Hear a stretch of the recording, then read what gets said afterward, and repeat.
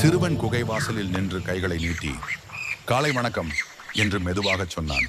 அதற்கே பதிலாக குரங்குகள் மரத்திலிருந்து துள்ளி வந்து அவனை தழுவின. அவனின் தோள்களில் 2 கிளிகள்.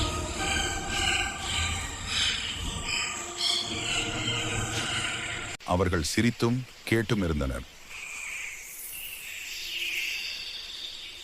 சிறுவன் குகைக்குள் ஒரு சிறிய நெருப்பை பற்ற வைத்தான்.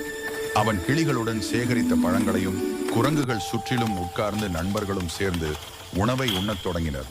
குரங்குகள் பழங்களை கடித்து அடுத்த காலை வனத்தில் அப்போது திடீரென தூரத்திலிருந்து ஒரு துயரமான குரல் கேட்டது. சிறுவன் உடனே விழித்துக் கொண்டு அவர்கள் ஓடிச் சென்ற இடத்தில் ஒரு குட்டி யானை சேற்றில் மாட்டிக்கொண்டிருந்தது. சிறுவன் குரங்குகளை நோக்கி நாம் இதை காப்பாற்ற வேண்டும் என்று அழைத்தான். அனைத்து குரங்குகளும் ஒன்று சேர்ந்து வந்தன. அந்த குட்டி யானையை இழுக்கத் தொடங்கின.